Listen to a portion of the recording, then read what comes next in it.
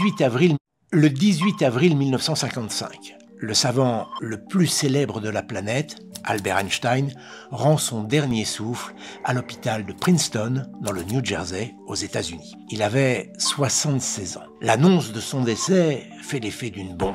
La nouvelle fait la une dans le monde entier. Mais cette mort soudaine surprend sa famille. Einstein semblait en effet en pleine forme jusqu'à la veille où il a été pris de violentes douleurs au ventre. Ses proches, qui veulent connaître la nature du mal qui l'a terrassé, demandent donc au médecin de l'hôpital de pratiquer une autopsie. Cette mission est confiée au médecin légiste Thomas Harvey. C'est un praticien de 43 ans qui jouit d'une excellente réputation. Lorsqu'on le choisit pour réaliser l'autopsie du célèbre savant, il n'en revient pas. Albert Einstein est l'homme qu'il admire le plus au monde. Le savant est considéré à l'époque comme le plus grand génie du XXe siècle. En 1921, il a obtenu le prix Nobel de physique pour ses travaux sur l'effet photoélectrique, mais il est surtout le père de la théorie de la relativité restreinte et de la théorie de la relativité générale. E égale mc2. Vous connaissez sûrement cette formule. Contrairement à ce que l'on pense, ce n'est pas Einstein qui l'a inventée.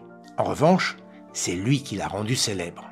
Grand E, l'énergie, est égale à m, la masse, que l'on multiplie par c au carré, c étant la vitesse de la lumière, environ 300 000 km par seconde. La formule signifie en gros que l'énergie a une masse. Grâce à cette égalité complexe et à quelques autres, le savant a permis à l'humanité de faire un pas de géant dans la compréhension de l'univers. En physique, il y a donc un avant et un après Albert Einstein. Le voilà dans la salle d'autopsie, en compagnie de deux assistants, face au corps du grand savant. Il est allongé sur la table et donne l'impression de dormir paisiblement. Souvenez-vous, la veille de sa mort, Einstein se plaignait de violentes douleurs au ventre. Le docteur Harvey commence donc par s'intéresser aux organes de l'abdomen. À peine commence-t-il son travail qu'il observe une grande concentration de sang au niveau de la cavité péritonéale d'Albert Einstein. La cavité péritonéale, c'est l'espace situé entre les deux membranes qui tapissent l'intérieur de l'abdomen. Ces membranes recouvrent l'estomac, le foie et le pancréas. En présence d'une telle quantité d'hémoglobine dans cette zone, Harvey n'a aucun mal à déterminer l'origine du décès. Le savant a été victime d'une rupture d'anévrisme de l'aorte abdominale. En rompant, cet anévrisme a provoqué une hémorragie interne très importante qui a été fatale au savant. Albert Einstein avait peu de chances de s'en sortir. Les causes de la mort sont donc maintenant établies. Pas la peine de prospecter plus loin. Le docteur Harvey en a terminé. Enfin, pas tout à fait. En règle générale, le médecin laisse à ses assistants le soin de remettre le cadavre en état. Pendant ce temps, il rédige son rapport. Mais cette fois, ce n'est pas ce qui va se passer. Le praticien demande à ses assistants de sortir. Il désire rester seul avec la dépouille du savant. Veut-il se recueillir, profiter d'un moment d'intimité avec lui? Non. Il a une autre idée derrière la tête. Il veut absolument savoir d'où le savant tirait son intelligence hors du commun. À quoi peut bien ressembler le cerveau d'un génie? Qu'a-t-il de différent des autres? Alors, il n'hésite pas une seconde. Il rase la tignasse du physicien et dans un silence de mort, il ouvre la boîte crânienne et prélève la matière grise. Tout cela, bien sûr, sans autorisation. En même temps, Harvey ne prend pas trop de risques. La dépouille d'Einstein ne doit pas être exposée en public ou en privé. Le corps doit être incinéré. Les cendres du savant seront dispersées dans un lieu inconnu. Einstein ne voulait pas que l'on voue le moindre culte à sa personne. Ensuite, Harvey place le cerveau dans un bocal et le ramène discrètement dans un laboratoire de l'université de Pennsylvanie. Il veut procéder à son analyse à l'abri des regards. Persuadé que cet encéphale est plus lourd que la moyenne, il commence par le peser. Chez un homme normal, le cerveau pèse en moyenne 1350 grammes. Celui d'Einstein, pense-t-il, doit forcément être beaucoup plus lourd, 1500 grammes, peut-être plus. Il pose l'organe sur la balance, et là, surprise, elle n'affiche que 1230 grammes. Il est plus léger que la moyenne. Harvey n'en revient pas. Il en conclut que l'intelligence ne se mesure pas à la taille ni au poids d'un cerveau humain. Alors d'où vient-elle? Il s'intéresse ensuite aux circonvolutions. Les circonvolutions, ce sont les replis sinueux du cortex cérébral. Ils sont délimités par des sillons plus profonds qui marquent la surface du cerveau. Le médecin va les photographier sous tous les angles. C'est peut-être là que se cache le génie d'Albert Einstein. Thomas Harvey mesure les distances entre certains de ces plis. C'est un travail minutieux et fastidieux. Sur sa lancée, il découpe le cerveau en 240 petits cubes de 10 cm3 chacun. Des cubes d'un peu plus d'1 centimètre de côté, qu'il réduit en fines lamelles, pas plus épaisses que du papier à cigarette, afin de mieux les observer au microscope.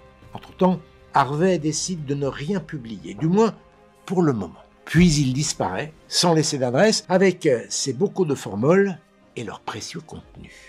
Avant d'aller plus loin dans cette histoire, je ne résiste pas à vous raconter une anecdote qui remonte à l'enfance d'Albert Einstein. Vous allez voir, elle prouve que le cerveau d'une intelligence supérieure peut mettre du temps, beaucoup de temps, à se mettre en marche. Lorsqu'il était enfant, Albert Einstein n'était pas tout à fait comme les autres. On s'en serait douté, me direz-vous. Sauf que le petit Albert n'était pas très brillant. Loin de là, l'enfant semble même accuser un certain retard sur les autres. Tout commence le jour de sa naissance, le 14 mars 1879, à Ulm, en Allemagne.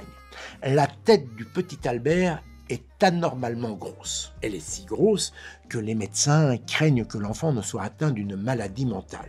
Son père, qui est ingénieur, est très inquiet. Et il y a de quoi. À 3 ans et demi, notre futur prix Nobel est tout simplement incapable de prononcer le moindre mot. Or, un enfant prononce en principe ses premiers mots entre 12 et 16 mois. À 3 ans, il fait des phrases et sait manier certains concepts abstraits. À cet âge, Albert, lui, reste désespérément muet. Est-il atteint d'une maladie mentale? Non, bien sûr. Un beau matin, il se met enfin à parler. Albert a presque 5 ans. Il est ce que l'on appelle un parleur tardif. Toutefois, le savant restera dyslexique toute sa vie. Adulte, il avait le plus grand mal à lire à haute voix et à exprimer ses idées par écrit. Il éprouvait également des difficultés à apprendre les langues étrangères, comme l'anglais. Cela ne l'empêchera pas, 25 ans plus tard, de publier 5 articles qui vont révolutionner le monde de la physique et feront de lui le plus grand savant du XXe siècle. Ah, j'allais oublier. Aux États-Unis, savez-vous ce que l'on dit aujourd'hui des enfants qui parlent tard? Qu'ils sont atteints du syndrome d'Einstein. Mais revenons au docteur Harvey. Où se cache-t-il et qu'a-t-il fait de son butin? Stephen Levy, un journaliste américain qui a entendu parler de lui, part à sa recherche au début des années 70. Et en 1978, il retrouve sa trace à Wichita, au Kansas. Un beau matin, il frappe à sa porte. Par chance, le médecin lui ouvre et le laisse entrer. Le journaliste n'y va pas par 4 chemins, il lui demande s'il est bien en possession du cerveau d'Albert Einstein. Dans un premier temps, Harvey nie fermement, et puis, curieusement, il se ravise.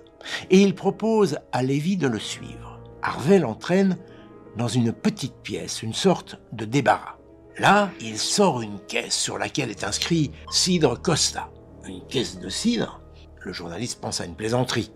Mais le médecin en sort 2 bocaux contenant un liquide dans lequel baignent des morceaux d'on ne sait trop quoi. Le cerveau d'Albert Einstein en pièces détachées. Il ne lui a pas menti. Dans la foulée, Stephen Levy publie un long article qui déclenche l'intérêt médiatique pour les découvertes de Thomas Harvey. Il révèle que le médecin n'avait rien trouvé d'extraordinaire dans le cerveau du plus grand génie du XXe siècle. Il était désespérément normal. Vous êtes déçu? Attendez un instant. L'histoire n'est pas tout à fait terminée. Elle rebondit en 1982 lorsqu'Harvey accepte enfin de partager un peu de son trésor avec ses confrères. Il envoie à 18 éminents chercheurs des lames histologiques et des photographies du cerveau. Il en résulte 6 publications importantes qui révèlent au final qu'Albert Einstein avait bien un cerveau différent du mien et du vôtre. Son anatomie ne présente aucune différence, sauf en ce qui concerne les lobes pariétaux qui sont hypertrophiés, c'est-à-dire plus gros que la normale. De plus, dans les deux hémisphères, la morphologie du sillon latéral, qui se situe ici sur l'image, est unique par rapport à celle observée sur des cerveaux témoins.